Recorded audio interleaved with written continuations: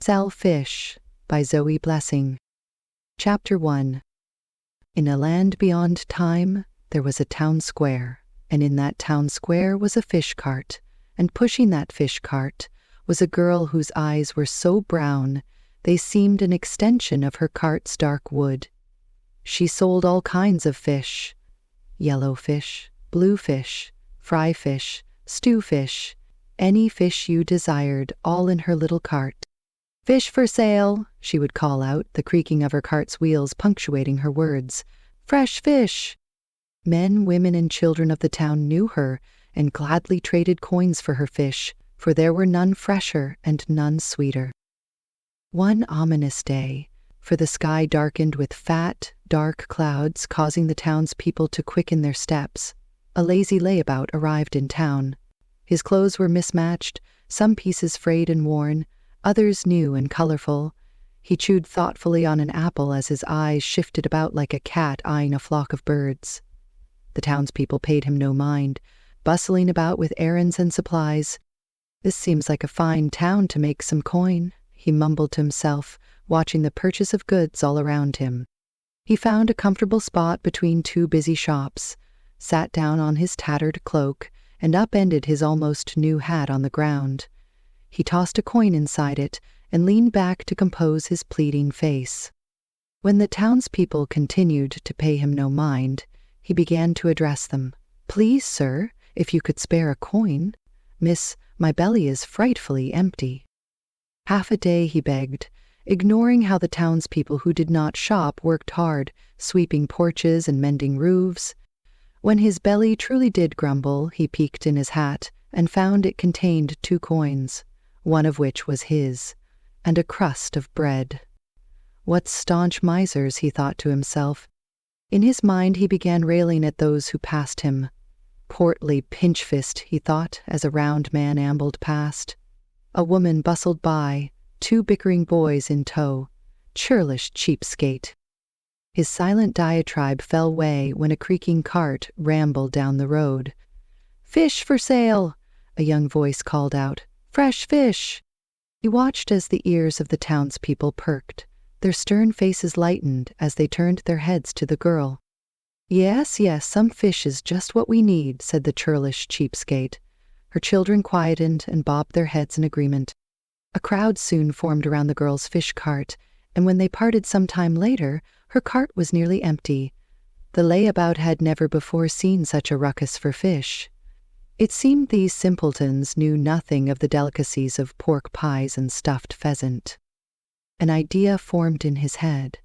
If these people are so eager to part with coin for the imagined fancies of fish, then surely I can profit instead of some mere girl.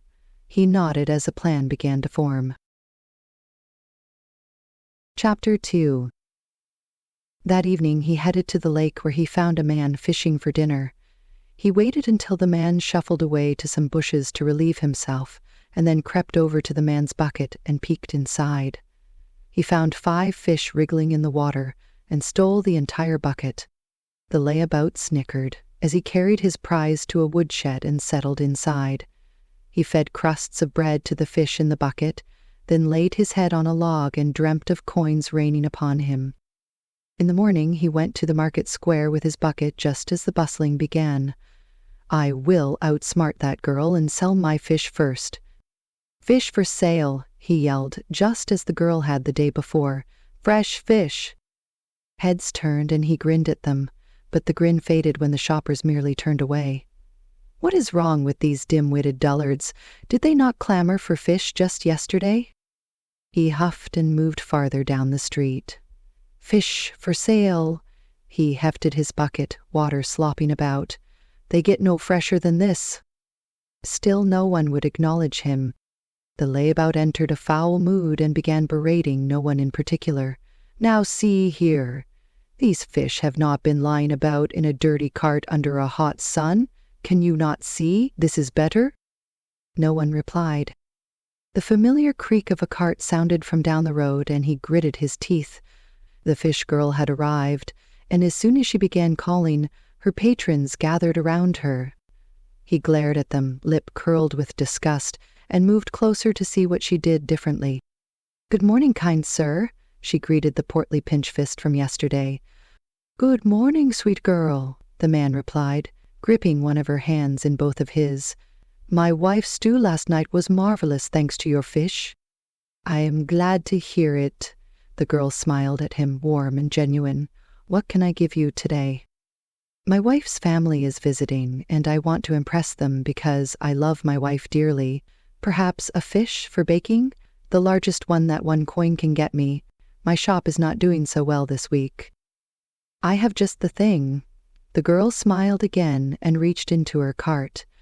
The layabout craned his neck to look into the cart.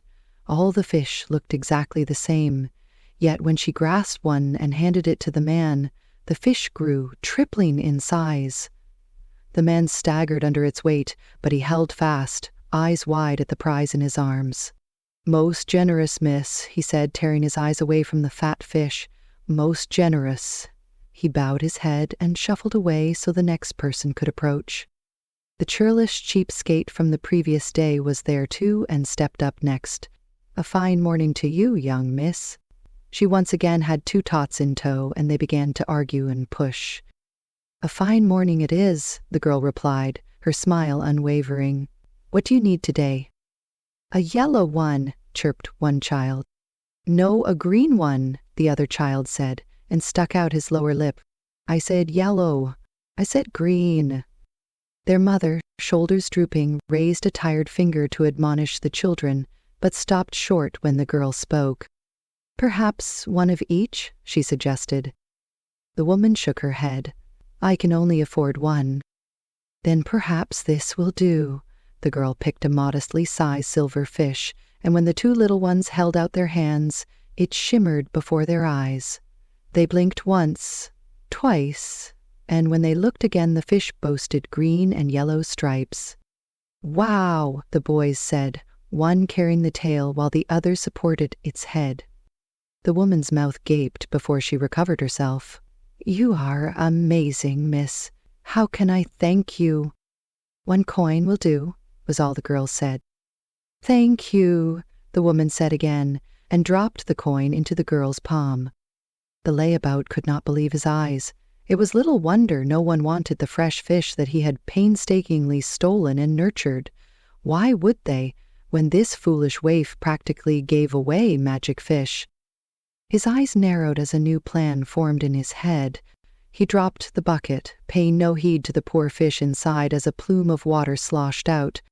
Hiding in shadows was one of the things he did best, and hide he did. The girl pushed the cart past him, peering into the bucket at the squirming fish, and placing the bucket into her cart. He followed her along her route, sneering. What kind of simpleton sells magical fish for only 1 coin? He would follow her home and find out where she got these fish. He would take them for himself, and again he imagined coins raining down into his pockets. Chapter 3. When they finally left the town square, he darted from tree to tree, staying hidden as the girl pushed her near-empty cart along the wooded path. At last they reached a small cottage of sticks, and the layabout cocked his head, befuddled that a girl who collected coins daily would live in such a ramshackle abode. "If I were she, I'd collect triple the earnings and live in a luxurious house." A sizable pond glimmered next to the ramshackle cottage, and the girl scooted her cart right up to its edge. First, she took the bucket and dumped its contents into the pond so that the fish could once again be free. Then she upended the cart, allowing the remaining dead fish to slide into the pond as well. The layabout scratched his head, wondering why she would do such a thing. Would the dead fish not cloud the water into poison? When the girl entered her house of sticks, he snuck over to the pond and peered in. His eyes widened. Why, there were no dead fish at all. The pond was alive, full of silver bodies darting about. Well then, he would help himself to some magic fish, and surely these would fetch a pretty coin. He retrieved the bucket, found a net hanging on a branch nearby, and took his fill. Then he tossed the net aside and tottered back to the town square, gait uneven under the weight of the bucket. Now he would make a sale. "Magical fish," he shouted. "Better than the girls." A youth who had been sent by his mother to fetch supplies heard this and approached. "Better, you say?" "5 times better," the layabout assured. "Only 2 coins." The lad's eyes widened as he murmured, "Mother will surely praise me for finding such a deal." He produced 2 coins. "I'll take one, please. I have 7 brothers and sisters, so it will need to feed them all." "Then I have just what you need," the layabout said, mimicking the fish girl's tone when she said such things. He took the coins and produced a fish from his bucket, handing it to the lad. When the fish remained small and silver, the lad frowned. "You said this was magical." The layabout frowned as well. It is. It's just so powerful it takes time for the magic to work." The lad stared at the fish and waited. The layabout did not wait. "Thank you for your business," he muttered before shuffling away. "I want my money back." The lad's face screwed into a snarl. "Sorry, all sales are final," he replied, hurrying down the street. He skidded to a stop, nearly burying his sharp nose into the chest of a large man, full of unsightly muscles. The lad caught up to them. "That man won't give my money back." The big man raised an eyebrow. "Is that so?" "No refunds," said the layabout as he attempted to walk around the fellow. But he said this was 5 times more magical. The lad lifted his still wriggling fish for inspection. "It looks like a normal fish to me." The layabout sidestepped and proceeded to stride away, only to be jerked back by the large man seizing his collar. "Now see here," he sputtered, pushing ineffectively against the man's beefy arm. "I issued no guarantees. I am just a businessman."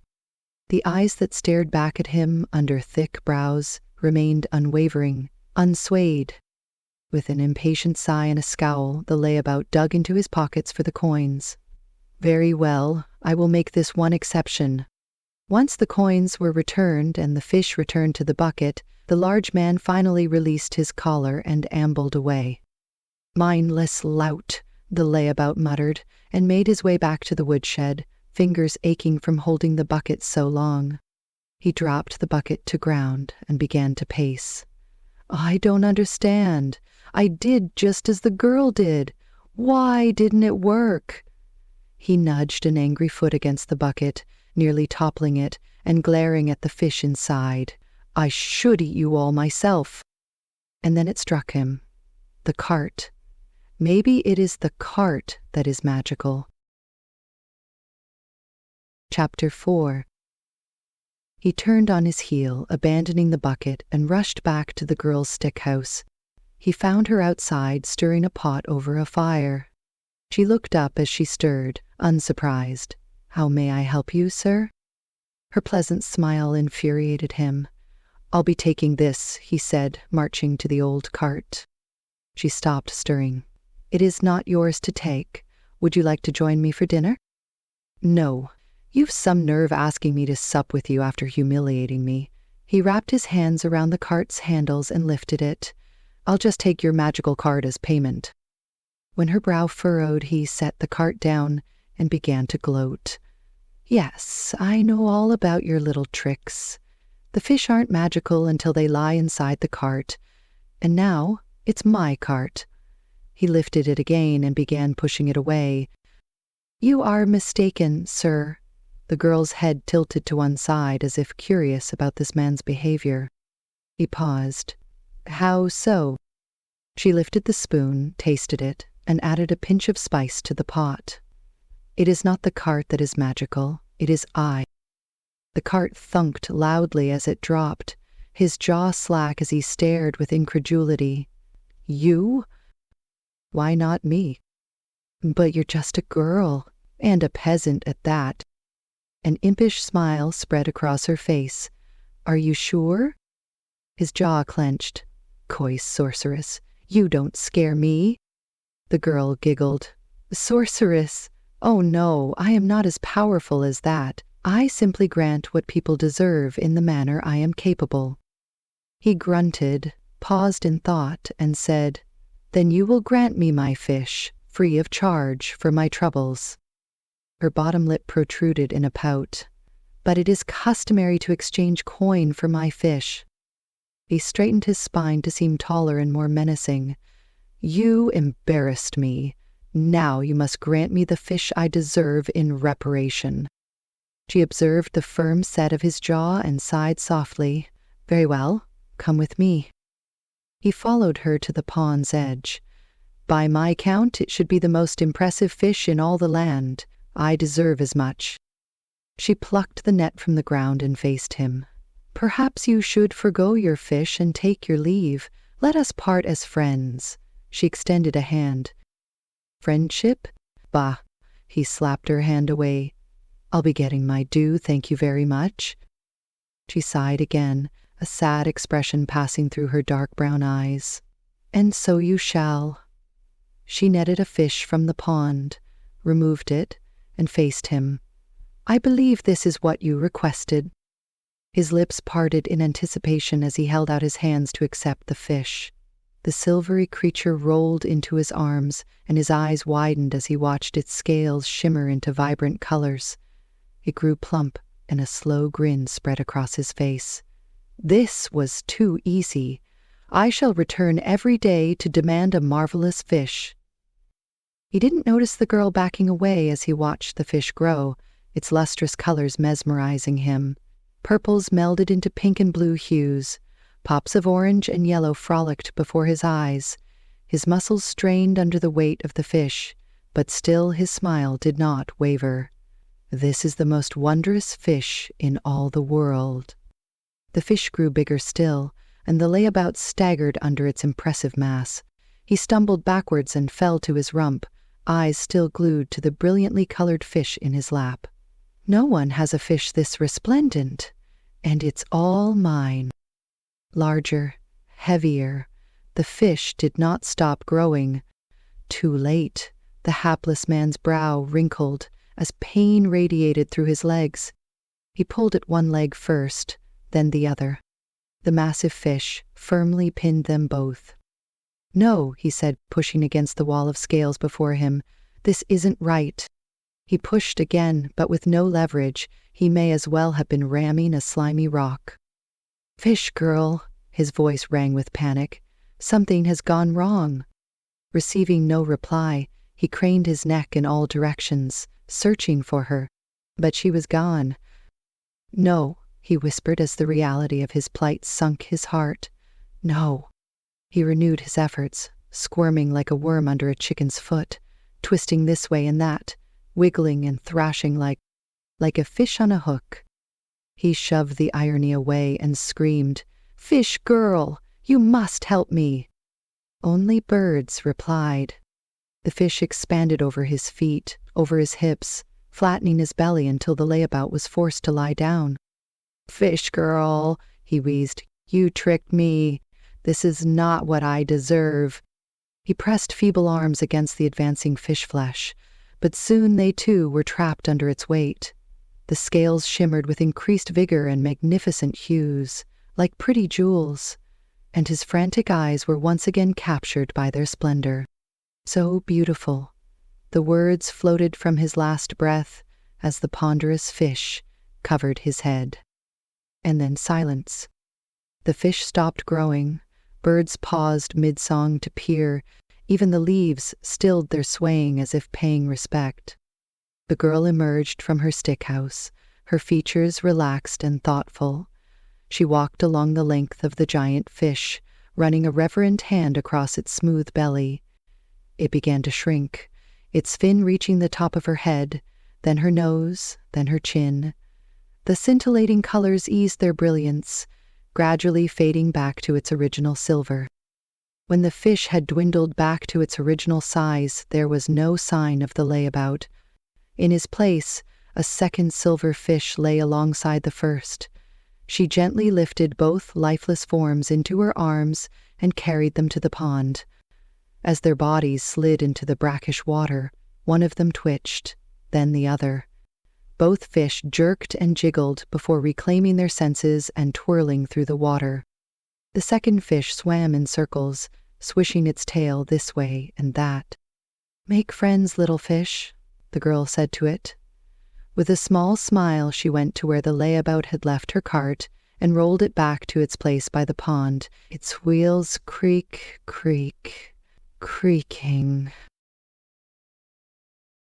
Thank you for listening to Sell Fish by Zoe Blessing. If you enjoyed this story, be sure to subscribe so you can discover more.